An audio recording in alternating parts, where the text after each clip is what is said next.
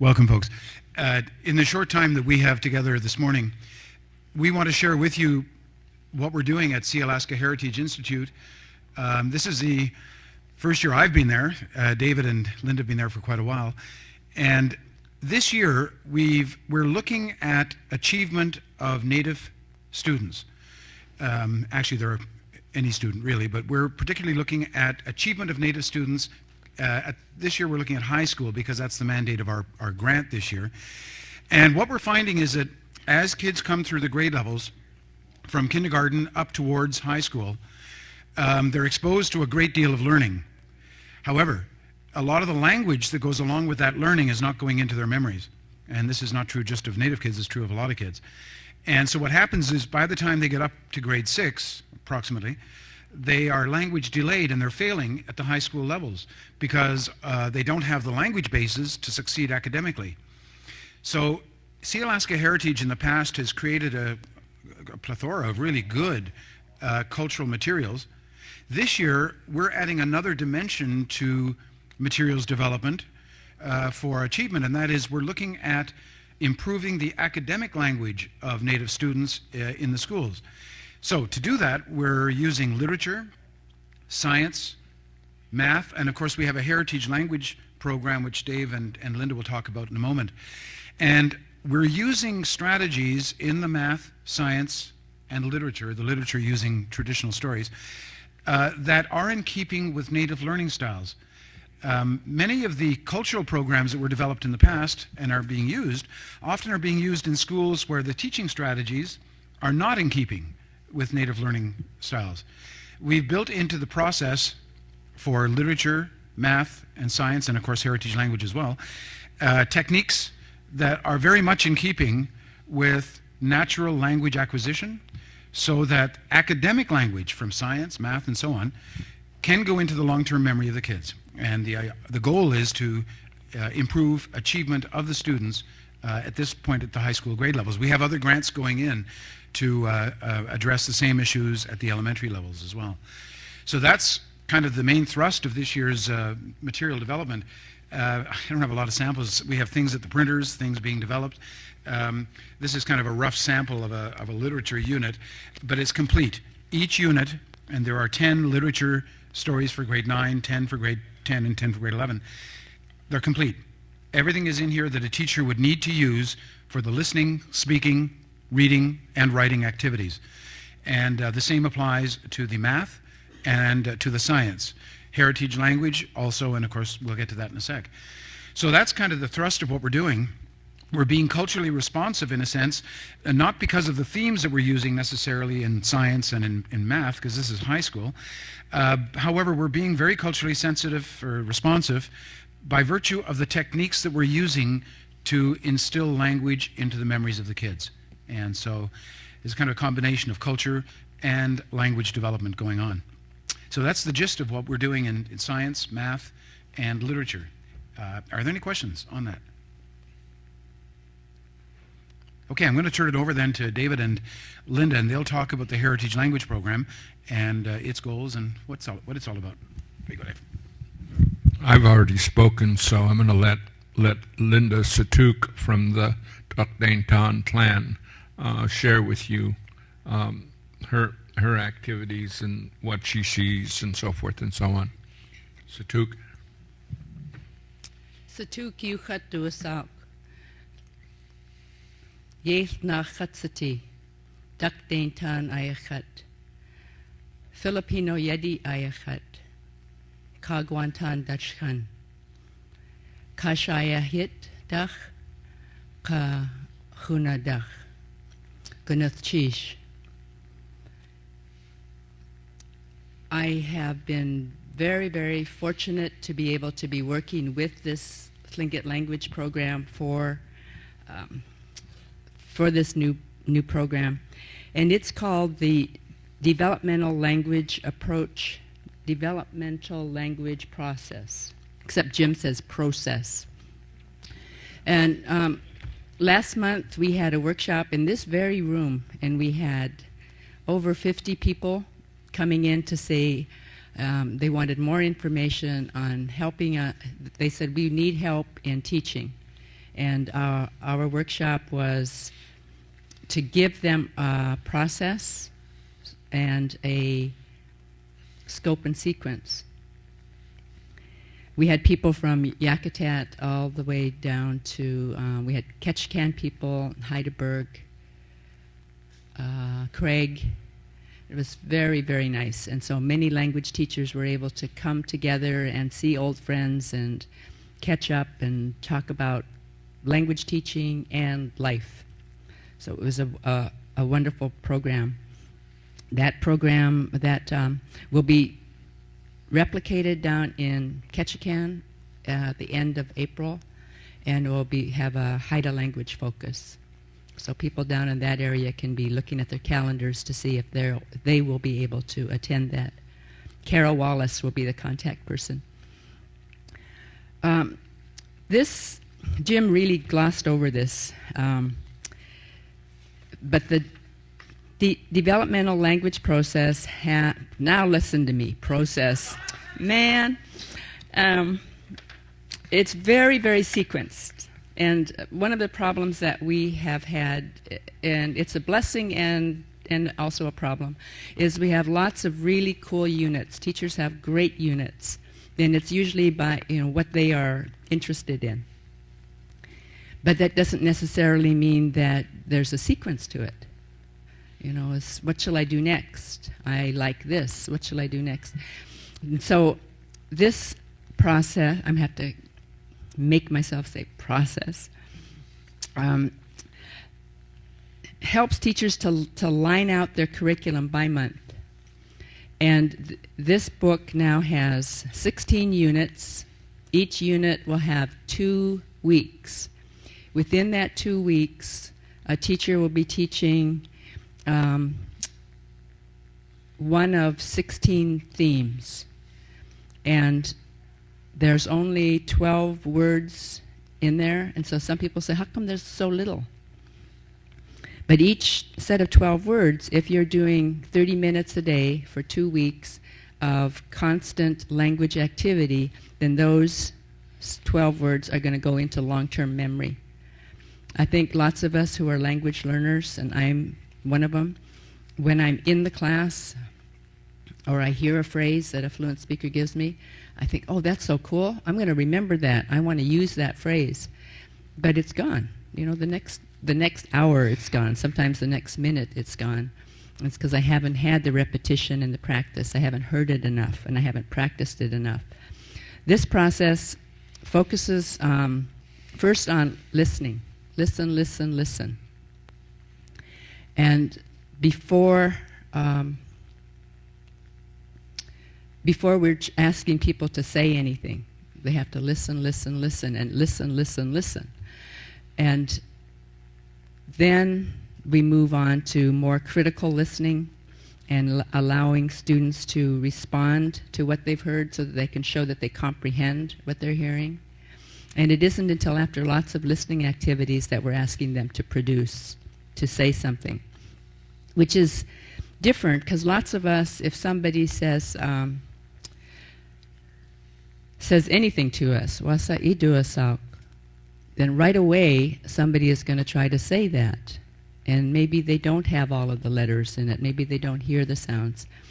Yesterday, Robbie Littlefield reiterated something she's been saying for so long, is that if we can't hear the sounds, then we can't say the sounds. And she said, I remember taking her class the summer of 2002. And she said, we have English sound ears, and we cannot hear the Tlingit sounds until we break down those blocks, those actual blocks in our ears to let the Tlingit sounds in. So this process gives students a chance to hear it and hear it and hear it and hear it. So then when they try to say it, they will already have heard it so many times. It's difficult to try to explain that to you because we had a 2 full-day workshop on this whole process. And I think that it was very well received. I know Shirley Kendall was one of the teachers who took Jim's workshop many, many years ago, and she said she's still using those activities. Daphne Wright from over in Juneau, she said, I'm still using those activities, and there's lots of them, and the kids love them. The kids start asking for certain ones. So this whole unit, it now has all 3 languages in it. And you say, how can you have 3 languages in that one book? It's because the book is mostly language teaching activities. We could have put Russian vocabulary in here, or German or French. But what we will have is Tlingit, Haida, and Tsimshian.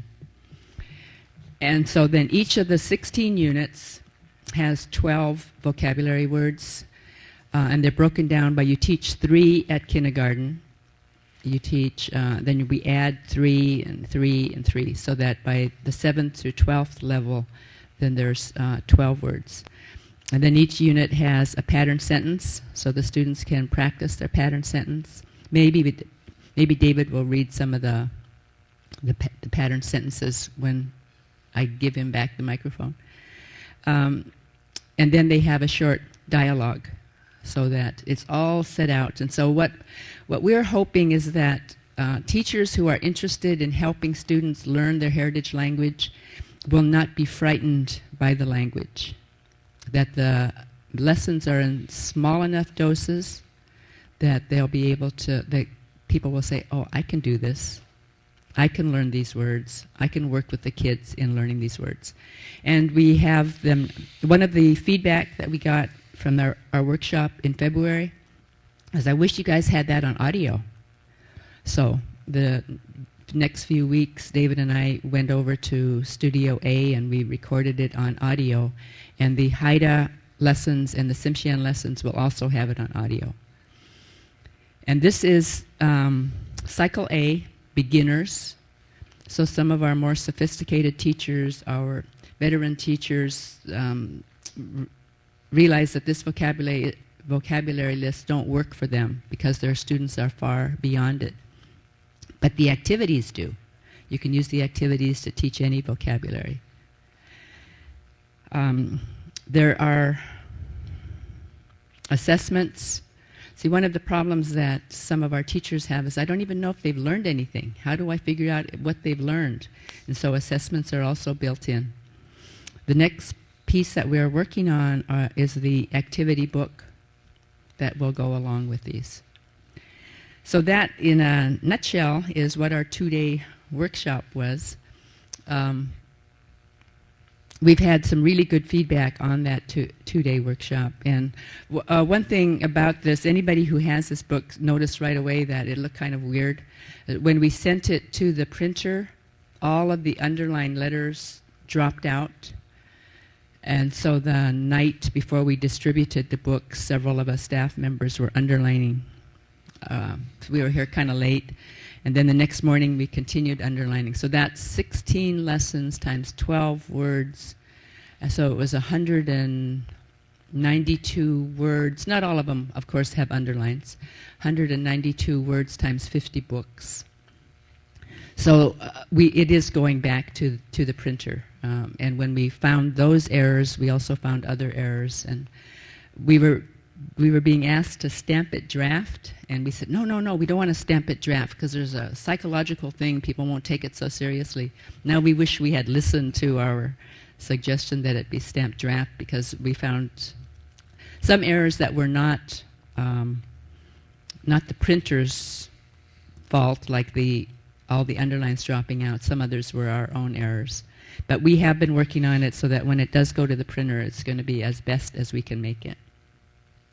I think it would be nice if David would look at some of the units, if you wouldn't mind, and say some of the vocabulary, maybe the pattern sentences.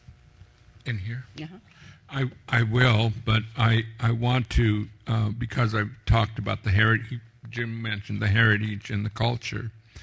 The one thing that I want to say regarding this particular endeavor and any other endeavor is that the kind of things that we develop are really tools, and it's really up to the individuals who use those tools and who can develop even the tool even better.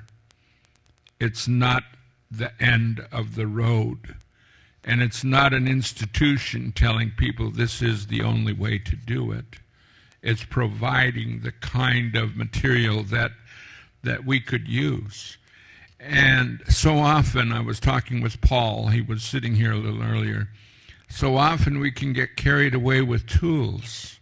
And I used an example of an artist. Let's say he had an adze or he had a really good carving implement and things of that nature. And he looked at the tool and he just was so amazed at how wonderful the tool is, how beautiful it is, and how it works, the utility of it, and so forth and so on. And all he did was talk about the tool when he didn't see the beautiful work of art that was created. So people can get caught up in tools. Tlingit way of life is a daqaqishrain.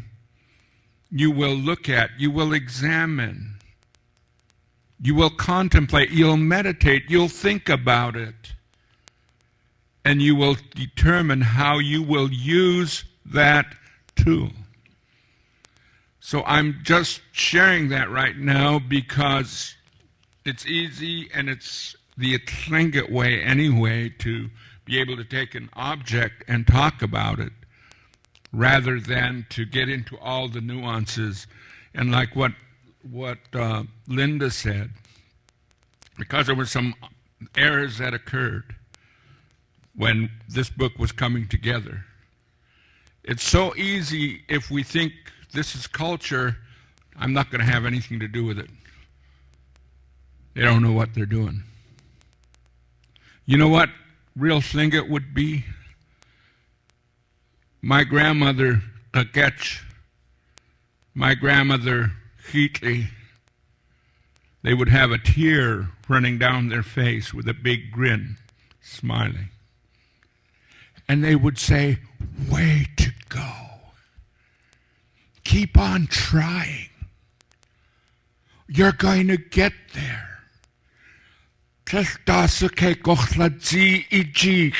It's not going to be hard. And what Linda was talking about and what Jim worked on is really that.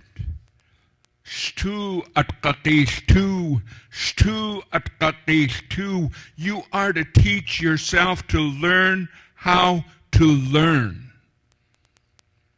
That is powerful. You don't go to school in this day and age. What happens is this whole book has to go into your mind and then you're going to get a test on it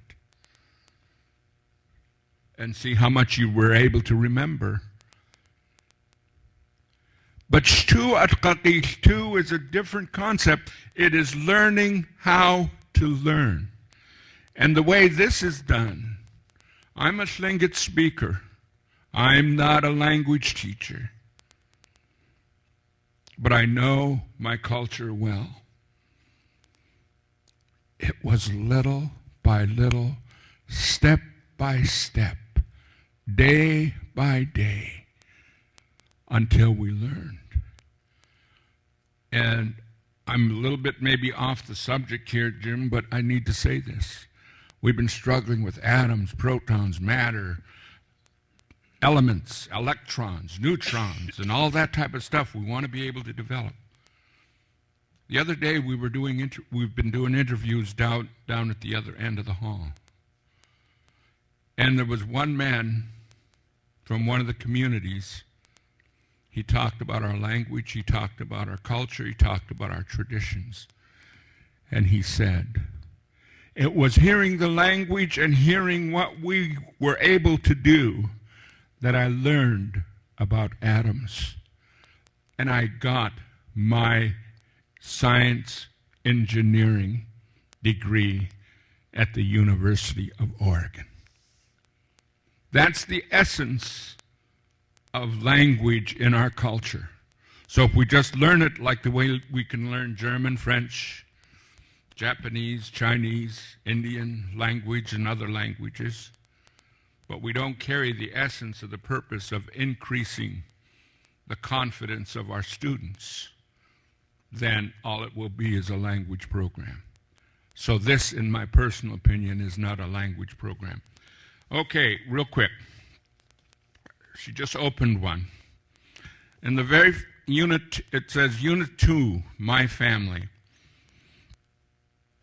It says, during this unit, the student will, 1, demonstrate an understanding of the unit's theme. 2, recognize the key vocabulary words when they hear them, with and without the unit sentence. 3, say the key vocabulary words and the unit sentence. During this, and then that's grade 3.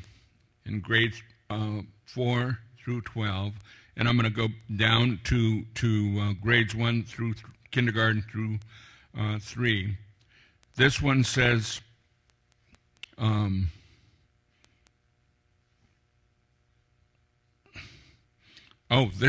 I'm reading right here? This is Haida. So I can't read Haida. Boy, somebody messed up. I'm not going to use that.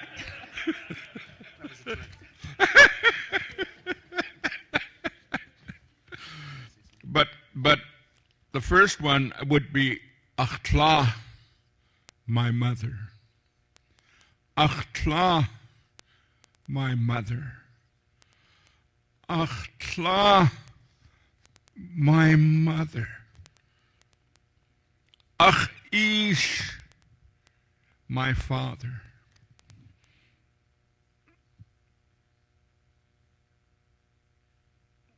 And then this one here says my father again, so I guess I got to say ach ish, or it might be ach lish. Okay, somebody's going to say, why in the world do you want to say that? Ach tawasigu yid chachwatani, anyat kusani, ach ish. Ach ish has. I'd like to speak to you, my father's kinsman. Ach teiti. You see the connection and the flow?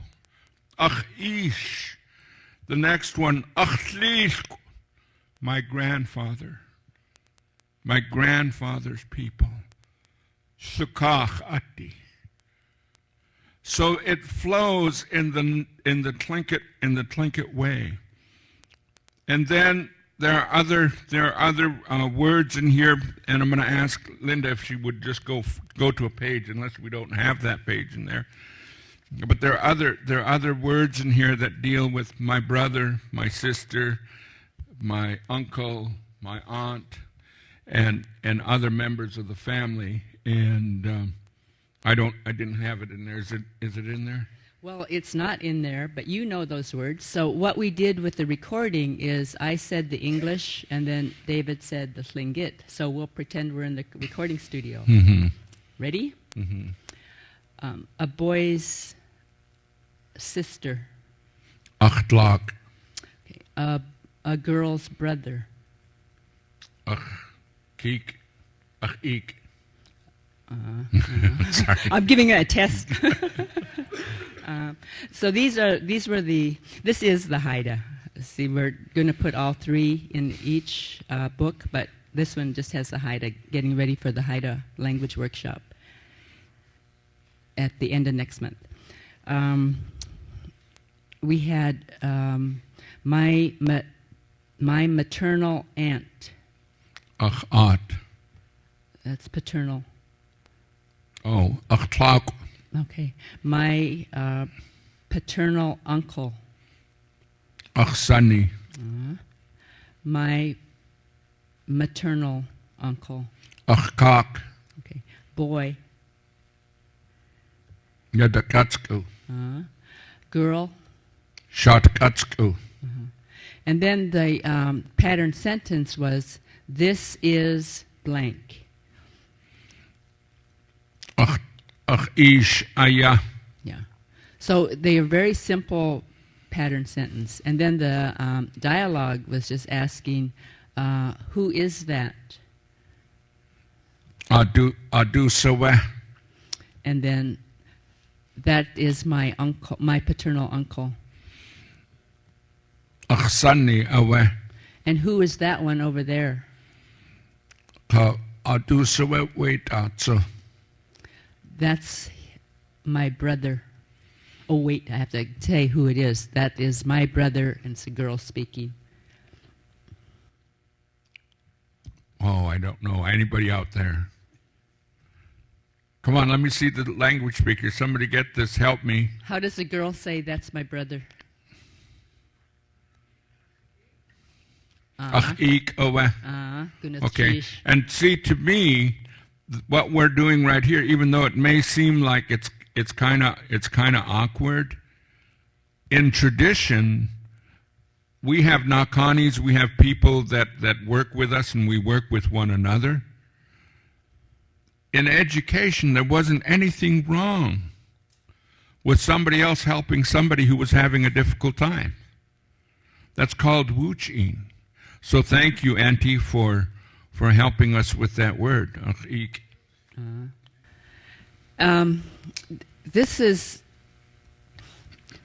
It is way more than just a list of words.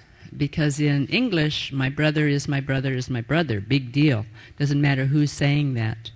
But in Tlingit, a girl's brother is a different term than a boy saying that is my brother.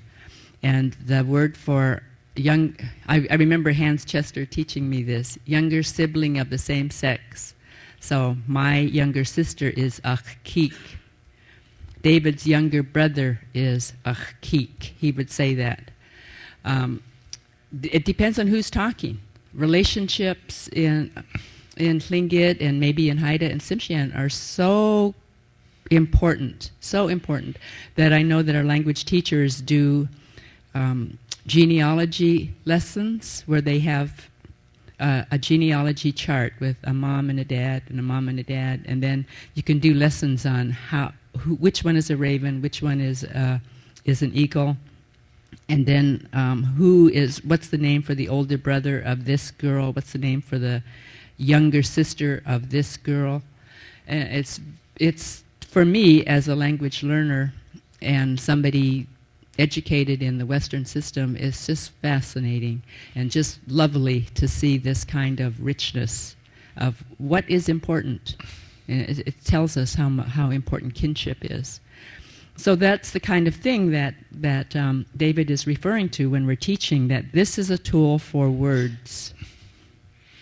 And the language, the concepts and the meaning in our culture is going to come from the teachers, and the teachers using fluent speakers to help them and say, this came about by, or whatever, that they'll add richness to it. Thank you, Linda. I want to say one more thing for Jennifer Scott's sake.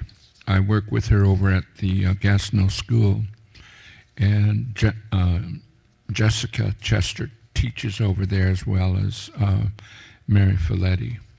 And it's all not just native students that are learning the language. It's everybody that's going to that school is learning.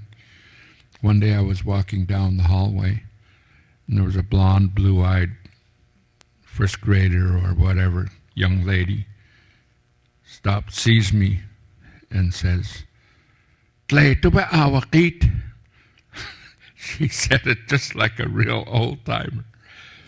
What that young lady said is, it's really snowing out in the Tlingit language.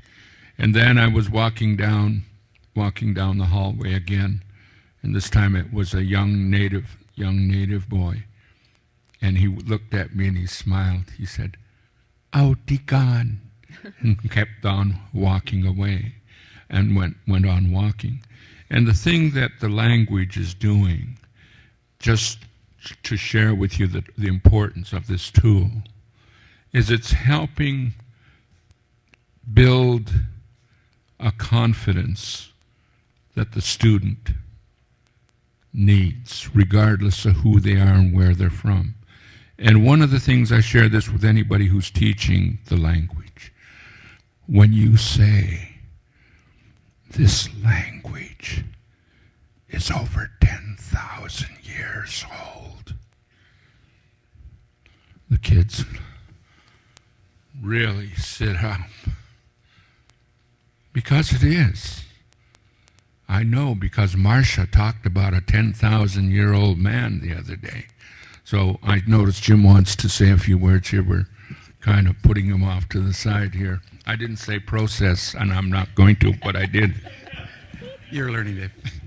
Folks, I just want to add that in reality, we all recognize that any program, particularly a program like this, is not going to produce fluent speakers in 30 minutes a day or 3 times a week, whatever the schedule might be. We know that. But if the units are fun, if the lessons are fun, if the kids really enjoy what they're doing, there is the hope that they will be self-motivated then to learn the language, perhaps after they finish school. We don't know. But this, in a sense, is a motivator for kids. We're not necessarily going to produce fluent speakers, but there is another dimension to it.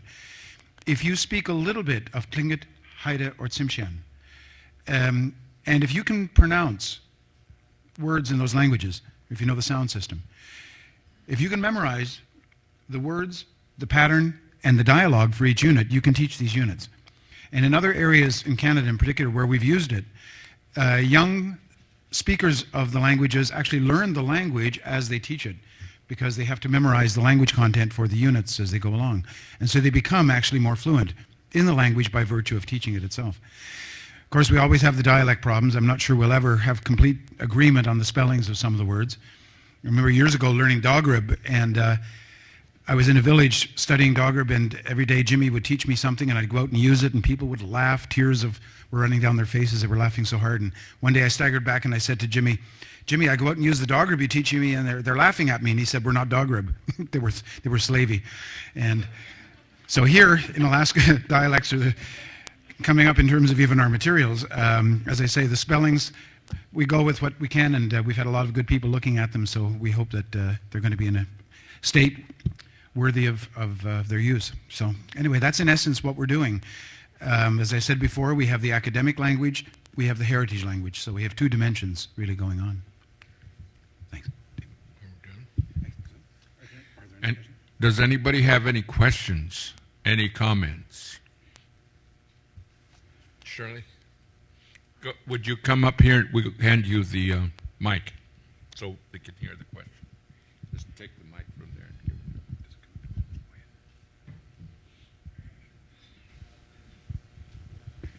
Hi, I'm Shirley Kendall from Anchorage. I'm the Tlingit language teacher up there.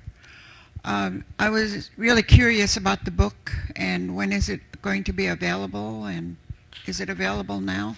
In the next month. In the next month?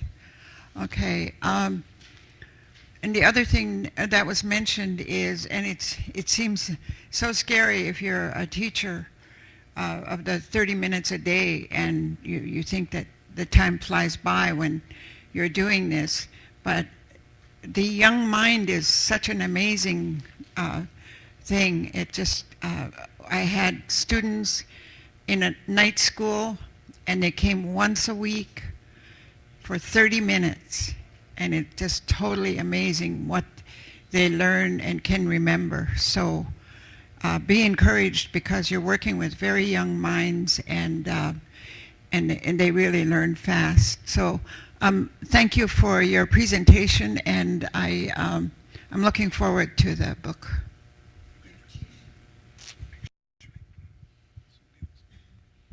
Shirley's had over 20 years of teaching the language. Irene?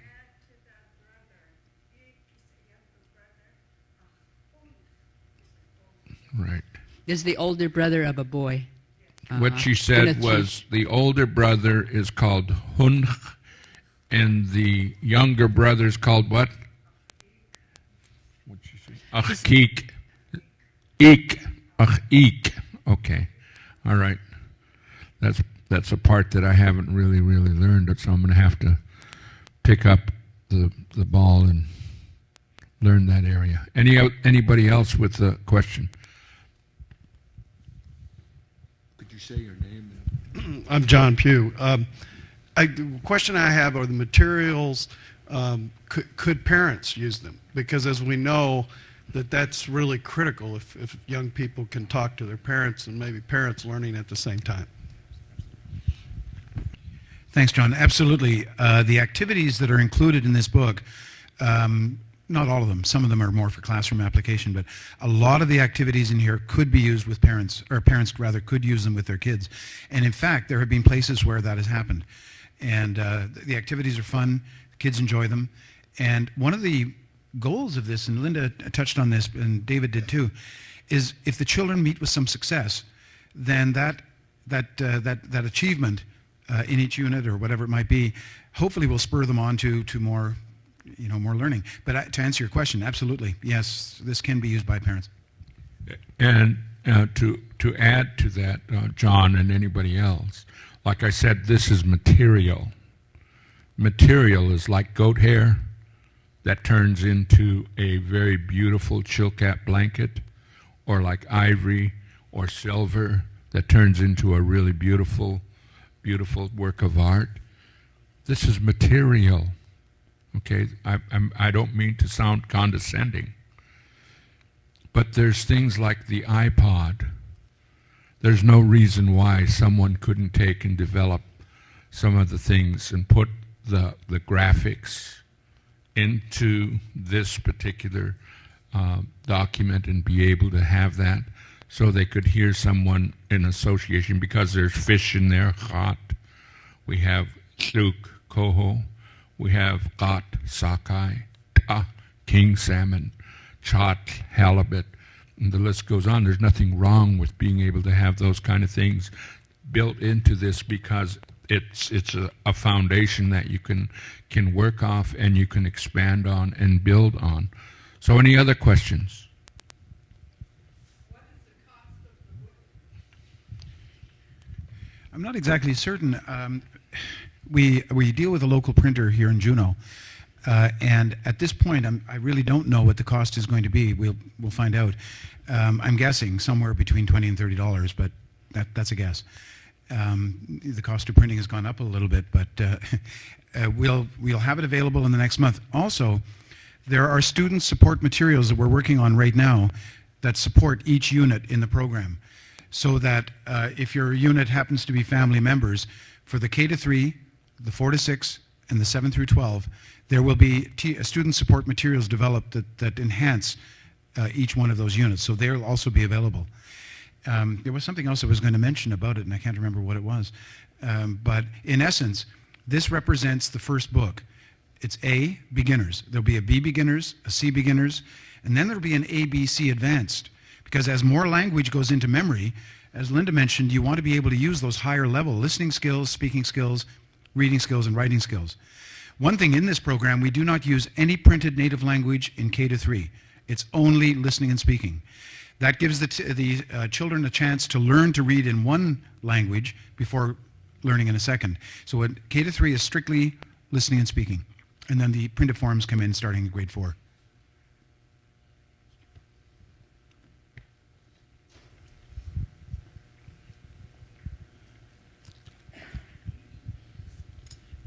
I'm Kathy from Sitka. Are all the first 3 words that are in the K group, and are they also in the next group, and Yes. they also in the high Yes. school? So they're all for beginners. And is there is there in process something for people who were beginners when they were younger, and then they're not beginners anymore when they reach middle school or high school? Yes, thank you. Good question. Yes, the advanced programs will address that. In these programs, the beginners programs, we have all the basic skills: basic listening, basic speaking, basic reading, and basic writing. In the advanced one, you'll also have listening comprehension, creative speaking, reading comprehension, and creative writing. So for those students who have more advanced levels, yes, those materials will be available. They're not available yet, but they will be.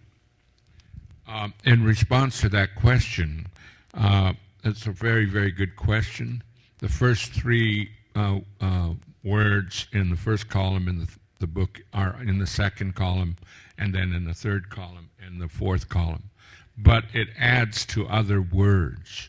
So it's a repetitive type of thing, which basically is from, in my personal opinion, learning how to learn, which is practice, practice, practice.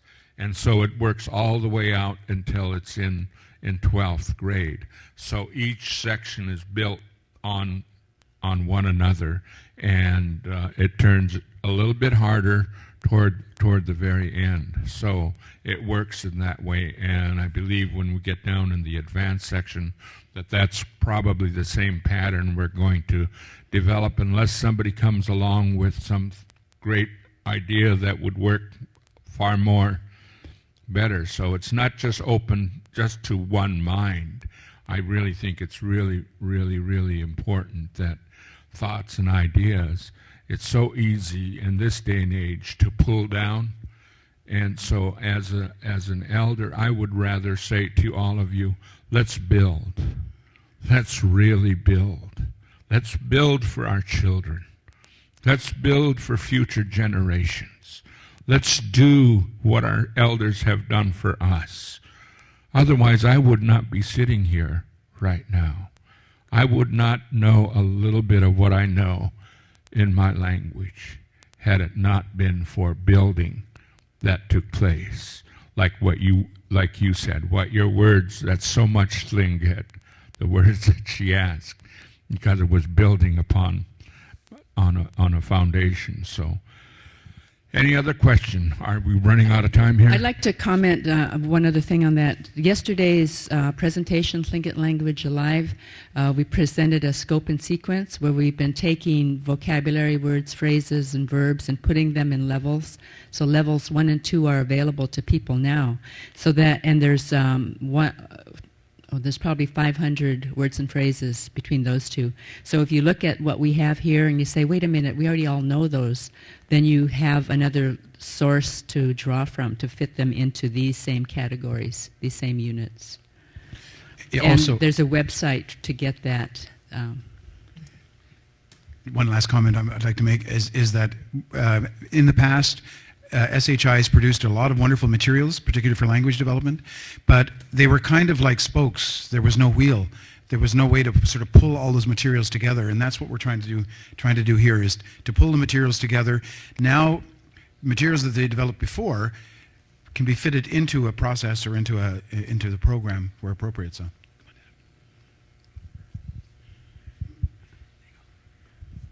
Chish, Karashan, Natskik to Yokudu Sak.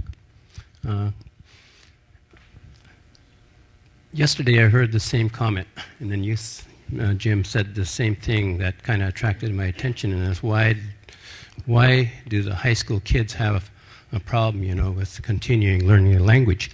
And I can only, go by experience here. My friend Ted Valley over there, we grew up together in Yakutat, and when we were in grade school, we were Boy Scouts. We did everything required by the Boy Scouts to get all of our medals and everything. Okay. There's no school, no high school in Yakutat, so the next step was for us to go to a boarding school, and of course we went to Mount Edgecombe, and so there's 600 students there at that time. Half were boys and half were girls. So it was at that time that we stopped being Boy Scouts and we became Girl Scouts. So I think, that those Yis'ka has become more and more interested in the Yishawats than they do on anything else. And so that, in my opinion, is one of the problems why they're not learning the language anymore. But I just thought I'd share that with you.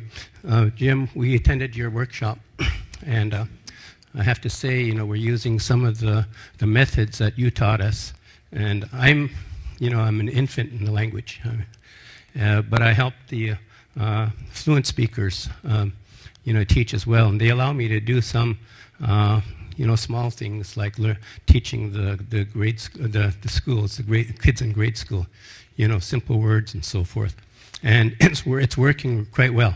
And what I do is I develop the lesson plans. and then then the fluent speakers, are able to not only help me, but also help the children, learn the language, and it's really fantastic. One of the things that I think is really interesting is to try to make it fun, and if I can use an example, this man over here. What's that do a sock? Huh? What's your name? John? Gideon. Gonna cheesh. Hyundai agent. Okay. One of the things that we found out, stay right there, is to make it interesting for those kids, is get them to hold up their hand like this. Hyundai Jin. And they really eat that up. And you sometimes see those kids, walking down to school, Hyundai Jinning each other, speaking the language. And we are really trying hard, to get them to start using the language as soon as they learn it. Reinforce it.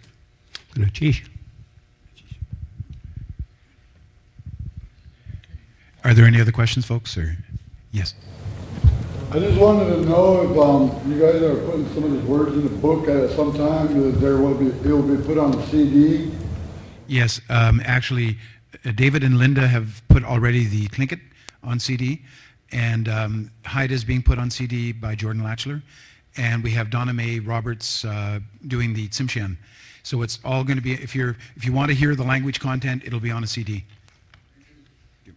The other thing that Linda suggested in our recording, utilizing the technology, was to develop tracks on the CD so that you can play each individual track over and over and over and over and over and over and over and over, and over again. But you can just go on and on in that. That's being Tlingit.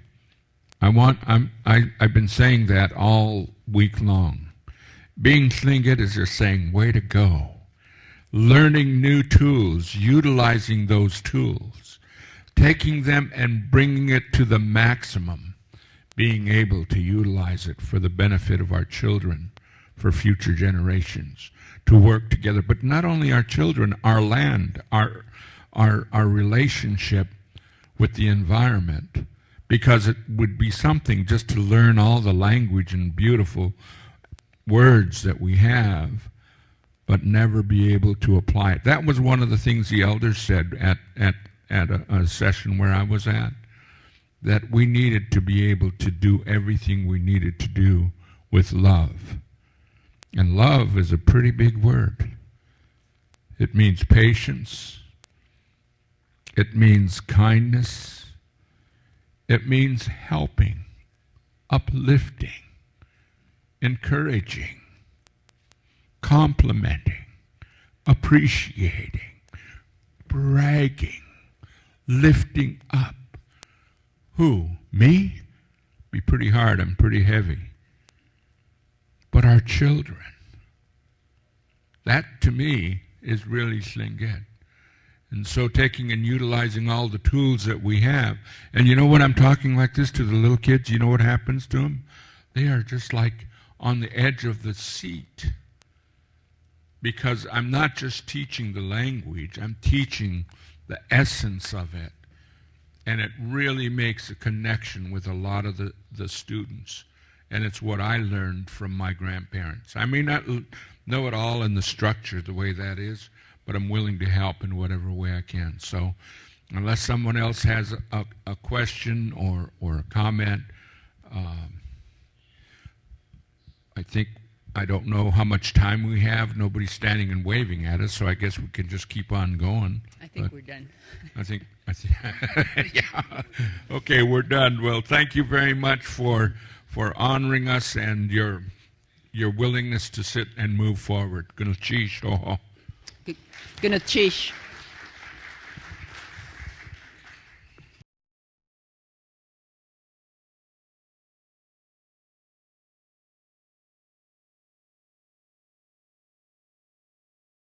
My name is Paul Hennon. I'm a scientist with the Forest Service. And I study the cedar trees. I've been here for almost 30 years studying mainly yellow cedar, but also red cedar in our forests. I work on tree diseases and the ecology of trees. And as a scientist, right now I'm interested in bringing some of the information we have on science and finding ways to blend it with traditional knowledge for a variety of reasons, really to just help everyone understand cedars better, but in part to develop a teaching curriculum. So today, and I think we're a little bit behind, so I'll go pretty quickly through some of these slides. I have a lot of pictures and slides. Some of these, if you're an educator, you might imagine how these could be developed into teaching curricula for on the cedars. So I'll talk a little bit about the background of the cedars we have in Alaska and present just 8 ideas that could and in a couple of cases have been used in the development of teaching curricula. And I'll end with a couple slides on cedar management with the idea of ensuring that we have cedars in our forests in the future. So the first is, I just have a couple slides on the value of cedars. It's no surprise to you that both cedars, yellow cedar and red cedar, have been of great value to Native people here in the past. This is perhaps best documented, at least in the area of science, by a couple ethnobotanists, Nancy Turner, who I know from British Columbia, and Hilary Stewart, who I've never met, who wrote the book Cedar. My interest is how the 2 cedars are used differently, and we now know that there are striking differences in the wood properties, and to me it makes sense that this red cedar was used for canoes, for example, because it floats better. Yellow cedar becomes a great canoe paddle because of its great strength, and the cedars are different in some ways. The cedars, both of them are of great commercial value. They're used for all sorts of things. The wood is really decay resistant, and a lot of the wood that maybe we buy in stores is western red cedar. A lot of the yellow cedar is exported to Asia. The great value of cedar puts considerable pressure on the resource. And again, I'll show a couple slides that we have about ensuring that we're replacing cedars in our managed forests. The cedars are also used as ornamental trees. Not so much red cedar, although arborvitae is a really common ornamental tree. It's actually a relative of red cedar. Yellow cedar, my favorite ornamental yellow cedar is at the governor's mansion. It was given as a gift by the Alaska Native Brotherhood Association in 1912, which I think is just about when the association started. And it was a gift when the mansion was built. And if you walk up the hill and walk by the governor's mansion, you can see that nice yellow cedar tree right there. So just a little bit of background on the cedars. One question is, how long have they been here? I have a picture of a dinosaur there that just to remind me to say that there's fossil evidence suggests that very close relatives of red and yellow cedar have been around since the Jurassic, the Jurassic period, 150 million years ago. So the cedars are really ancient trees, very old, much older than some of the other trees that we have here, spruce, hemlock, pine, birch, trees like that. We know from pollen analysis, paleobotanists who study pollen profiles in small lakes and on muskeg floors, that the cedars really came into their own about 4,000 or 5,000 years ago. That's a period when the climate got quite cool and wet, and that favors peat development or bog development, and that's partially where the cedars grow. So yellow cedar's been here a little bit longer than that, but they really became quite abundant about 5,000 years ago. We have some new maps of yellow and red cedar from some research that we're doing. And as you can see, in fact, I get questions sometimes about which cedar grows where in Alaska, and there seems to be a lot of confusion about it. So we're starting to put together maps of yellow and red cedar. And in this case, we put community names on the map. And what's interesting to me is some communities have both cedars, some have just yellow cedar, and then some have no cedar at all. And they must have, in the past, must have moved around by boat or traded to get some of the cedars. The other thing that is sometimes not known is that there are small populations of yellow cedar up in Prince William Sound. And we've been up there studying it, and we have some ideas now about how it got there and how long it's been there. But these are really isolated small stands that are quite heavily used for bark stripping. We have some ideas about how the cedars got here. We think that red cedar migrated from the south in the last several thousand years, and it's still actively migrating. And in yellow cedar, we have some evidence that it existed in these during the major ice age, the Pleistocene, in these brown speckled areas that are refugia that were ice-free, and the yellow cedar existed in those forests and has been migrating from those areas in the last couple thousand years. And we have some evidence that it's just now arriving in Juneau. There's another version of the origins of cedar, especially yellow cedar. This is a Haida story, and I won't bother to read the whole thing. The essence of it is that Raven was trying to scare 3 women that were on the beach drying fish and trying to scare them in various ways. Finally found that they were afraid of owl calls and started mimicking an owl, and they ran terrified up onto the hillside, halfway up the hillside, and turned into 3 yellow cedar trees. We're doing a lot of work on where the cedars grow in southeast Alaska. What's interesting to me is that red cedar, which is the top graph there, grows at mainly lower elevation. Mountain hemlock grows at higher elevation. And yellow cedar, and this fits that story, peaks in the mid elevations. So it's consistent with that idea that the 3 women ran halfway up the hillside, the mid elevation turned into yellow cedar trees. So that's a little bit of background on the cedars. I'm just going to really quickly go through 8 ideas that we have for taking knowledge from science and traditional knowledge and blending them together to come up with curricula ideas. The first, and Sea Alaska Heritage has already started this, is just making sure that all students, native students and other students, know how to identify the 2 cedars. I think that every student in southeast Alaska should know the difference between a hemlock and a spruce, and a yellow cedar and a red cedar, and that sort of thing. So we have lots of pictures and lots of information to help students distinguish these 2 cedars. Red cedar has these kind of flattened foliage with these white, what we call stomatal bands in the bottom. The cones are very different. Red cedar, the cone looks more like a rosebud. Yellow cedar is round with spikes on it. The form of the trees is different. Red cedar often has these spiky tops, and we have some idea about what causes that. Yellow cedar has kind of extra droopy branches that are pretty easy to recognize. It's important to recognize or distinguish the trees by the bark, because sometimes you can't get up to the foliage and the cones. Yellow cedar has this beautiful kind of white silvery bark, but sometimes it's sort of reddish colored like a red cedar. One of the great distinguishing characteristics is yellow cedar has these little pitch tubes that appear in the bark, and that's one way that when we're out that we identify distinguish the 2 trees. So we have lots of information on distinguishing and identifying the 2 cedars that could be really brought into teaching tools.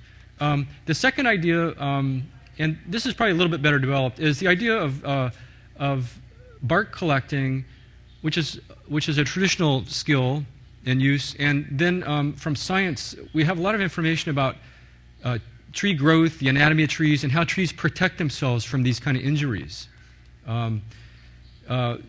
So in my way of thinking, it would be possible to use bark stripping as an exercise in teaching wood anatomy, tree anatomy, kind of explain how bark grows in a tree, differences between sapwood and heartwood. From my own research, we know that it's not just people that strip bark, but brown bears do it too, and they do it at the same time in the spring when the bark slips. They pull the bark, they bite the bark, pull it back, and we think they lick the cambium for sugars at that time.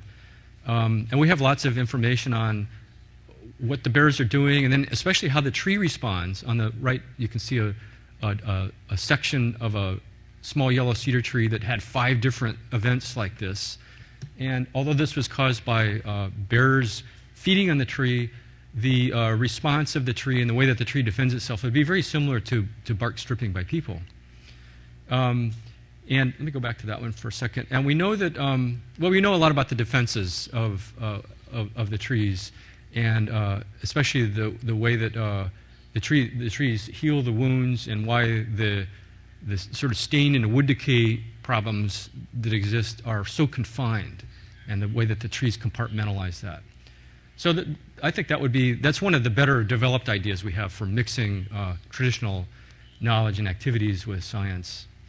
Another is heartwood chemistry of the trees. It turns out we know a lot, this isn't from my own research, but there's a lot of great scientific literature on what makes red and yellow cedar wood the color that it is, and what makes it aromatic, and why these chemicals infer the great decay resistance to both the cedars.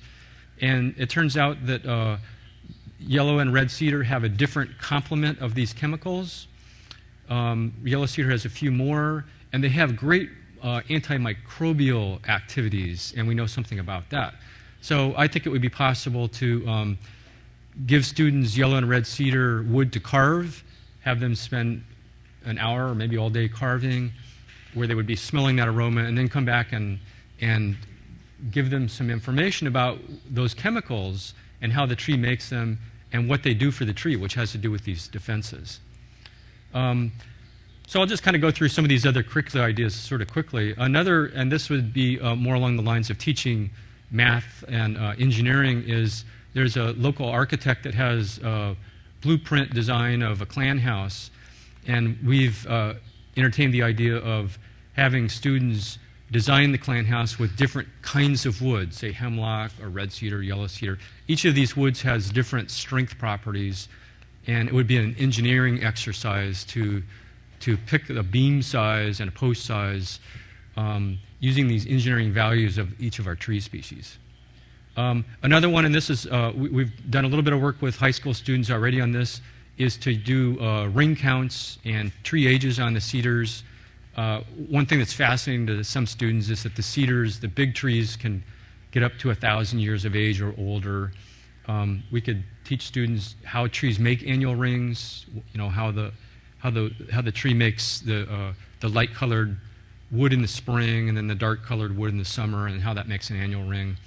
And then there's also, of course, great information from about climate in tree rings, and we could probably develop some exercises along those lines.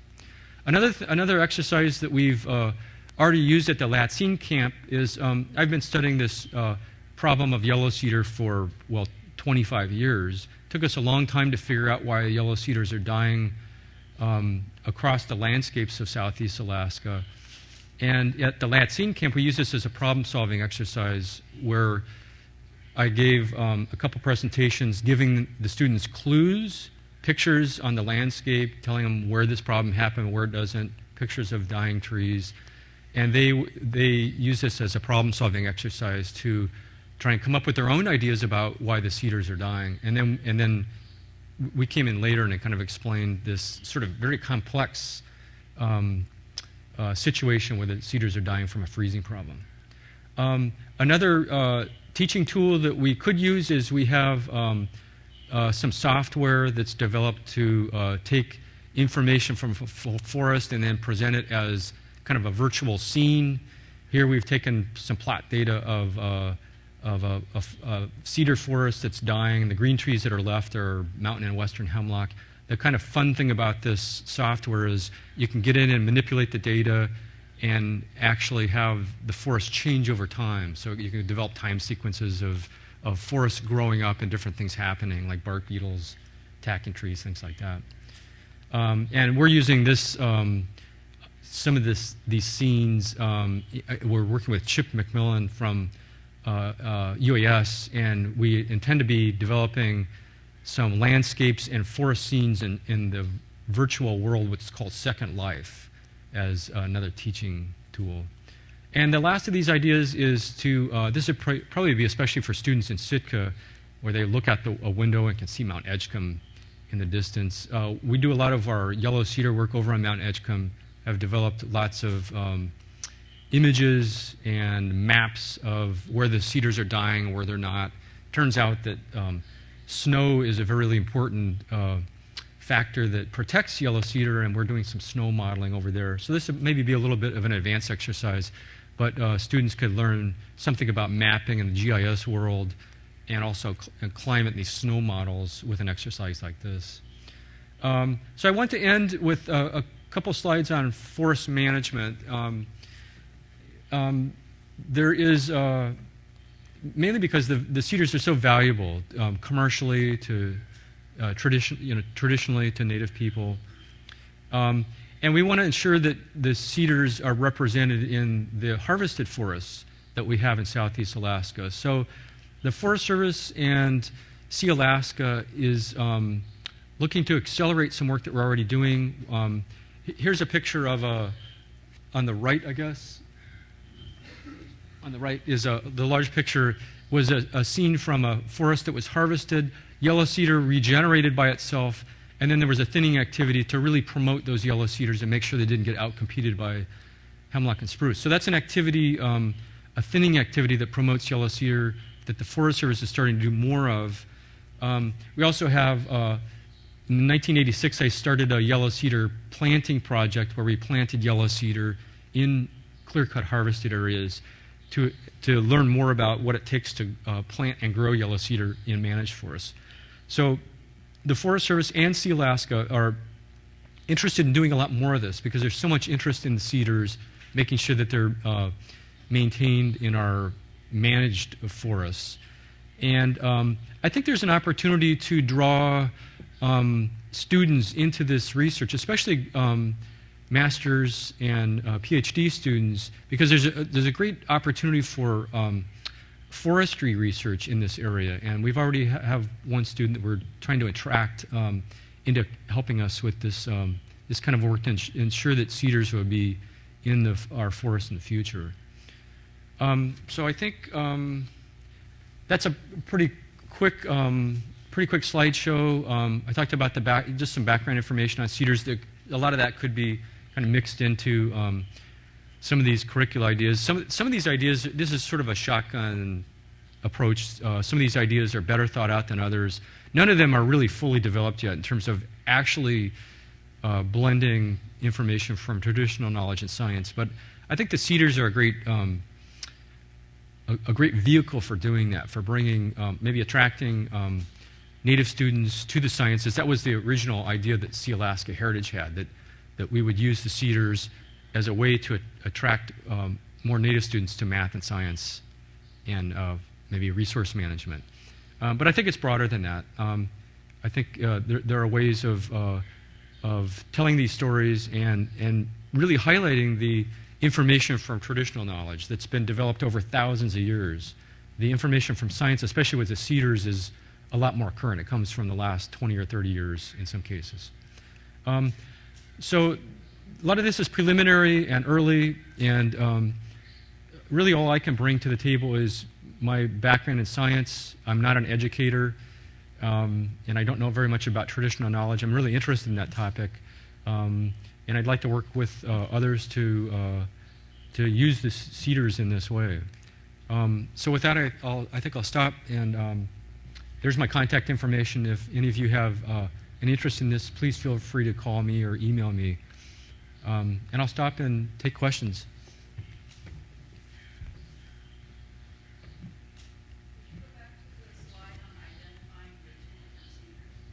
Okay, that's a ways back. On foliage and cones? Okay. I can go into a little bit more detail here. So we have red cedar on the right, yellow cedar on the left.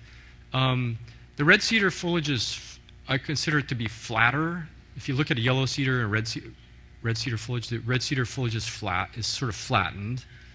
We're looking at in the picture on the top there, we're looking at I guess both of them. We're looking at the underside of the foliage, and it has these white bands that are in the shape of, it's been described differently.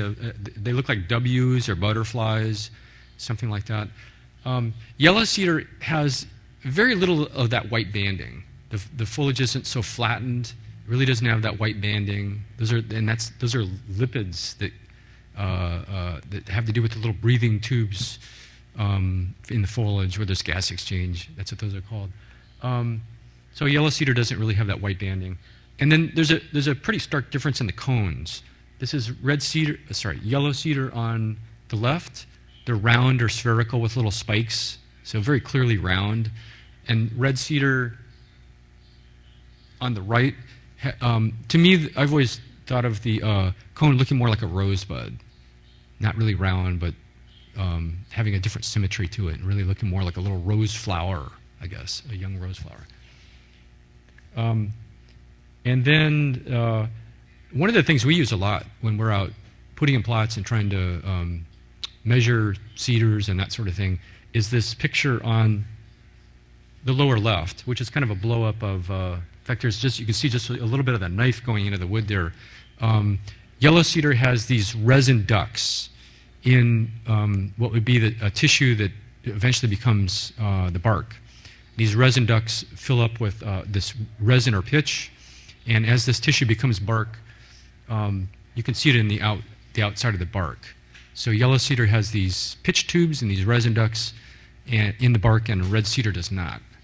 That's a nice characteristic for distinguishing the cedars if you can't get up to see the foliage and the cones, which is often the case in big trees, especially before you're just about ready to pull the bark off a tree in the spring. It's nice to know especially if you live where red and yellow cedar grow together, it's nice to know if you have a red cedar or yellow cedar, because often you're collecting bark for one reason or another, and the bark is different and has different uses. Yes? Sure. First of all, I'm just really excited about what I've seen here this morning, and let me tell you why.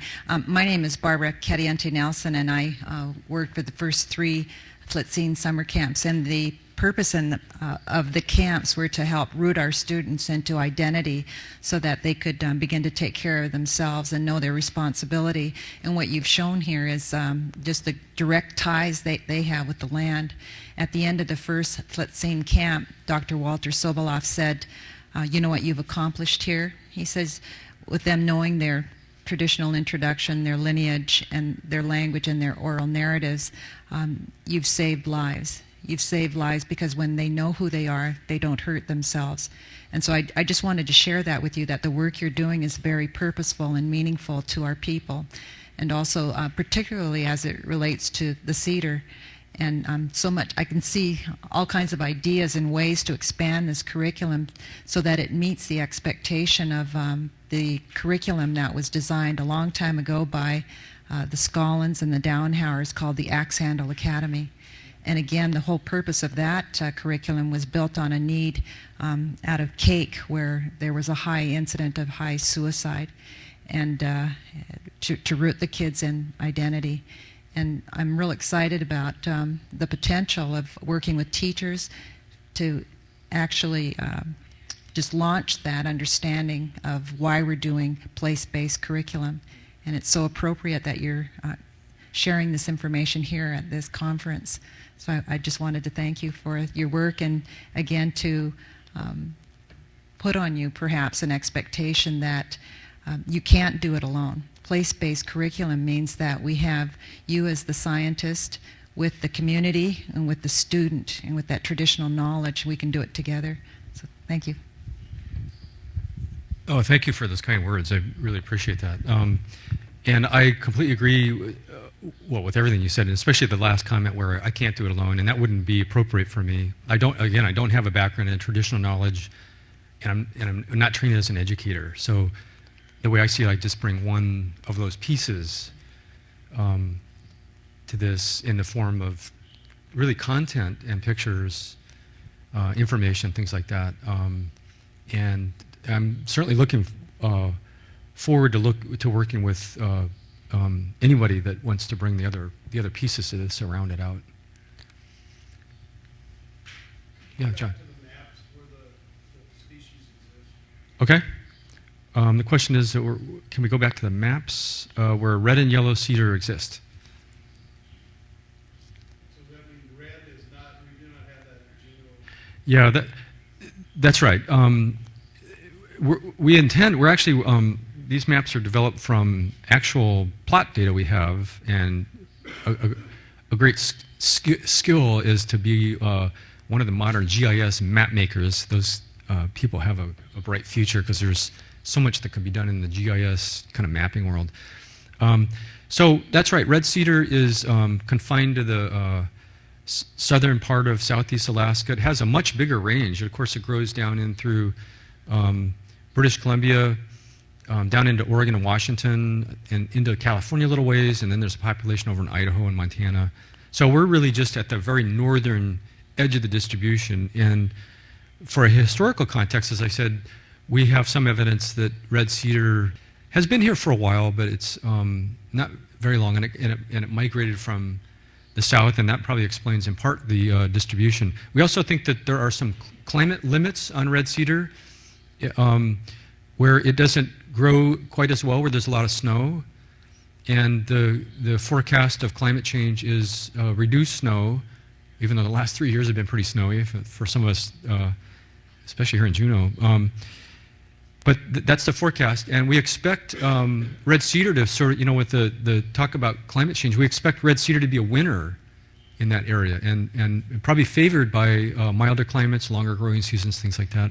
Yellow cedar, the distribution is really fascinating. It's found throughout a lot of southeast Alaska, but as you get up here around Juneau, the distribution is very patchy. And it also has a large distribution that goes down through British Columbia and in Oregon and Washington, where it's only a high elevation tree there growing around timberline. Well, here it comes down to sea level and it grows at different elevations, kind of peaking at the mid elevation, as I said. But the odd distribution where it's not very common around Juneau, we have a method of testing this idea that it existed during the Ice Age in these ice-free areas known as refugia, say when the Pleistocene maximum occurred maybe 20,000 years ago. We think yellow cedar was here in those little brown areas. Those are the only areas where trees could grow. And then since then, and especially in the last 3,000 or 4,000 years when the climate's been favorable, it's been spreading from those areas and migrating. And we think it's just, as I said, in a historical context, it's just now arriving at Juneau. We'll be doing a study this summer testing the genetics of yellow cedar throughout its distribution, and we hope to confirm this idea that it existed in these refugia and that it's had this kind of slow post-glacial migration to kind of arriving just around Juneau. Yes? Which type of cedar did you say was in the yard of the governor's? Oh, that is a yellow cedar. And I've always admired that tree and never known that much about the history about it. And then several years ago, I learned that that was a gift from the Alaska Brotherhood Association, Native Brotherhood Association, to the governor of the territory right at the time when the governor's mansion was built. And it's funny, I never ever noticed it before. And the only reason why is because I just got done teaching this cedar basket making class. The fifth graders over at Gaston, and trying to talk with them about this. Okay, you can't find them here in Juneau, but definitely. Now I can say you can find one. Yeah, that's right. It's right at the governor's mansion. It turns out that we had a high school student at the high school science fair do a project where, and we helped her do this, she found where cedars do grow around Juneau, and there are 4 or 5 populations. A couple of them are very small, and it really looks like the tree just arrived there. There's a big population near the glacier, Mendenhall Glacier, of hundreds of acres up on a hillside. And we think it's been, well, she had several trees that were over 600 years old. So we know it's been there for quite a while. So if you know where to look, you can find yellow cedar. There's some out the road around Point Bridget is kind of a hot spot. In fact, there's a place called Cedar Lake out there. And there are culturally modified trees where people have collected bark through time out there. So that population's been known about for some time, I think. Okay, no other questions? Well, thanks for your attention. Thanks very much for, contact. That's the very end. I don't know if can you see my email there? So feel free to call me or email to me, and I'll get back to you. Well, thanks for your attention, and it's an honor to be here to talk to you about this. Thank you very much.